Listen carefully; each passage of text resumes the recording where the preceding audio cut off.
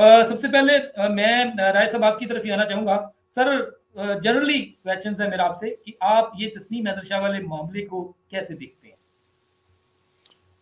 जी अस्सलाम वालेकुम सब सुनने देखने वालों को। मैं खानज़ादा साहब मामला ऐसे ही देखता हूँ कि जब भी कोई किसी किस्म के भी सीरियस एलिगेशंस लगते हैं, स्पेशली हाई हाई प्रोफाइल लोगों पे, उनकी फेयर बुनियाद पे इन्वेस्टिगेशन होनी चाहिए।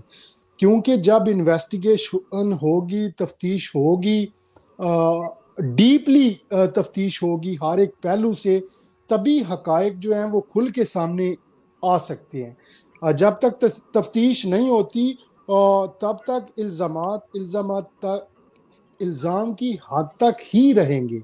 लेकिन साबित होने में और इल्ज़ाम लगाने में बहुत ज़्यादा फ़र्क है।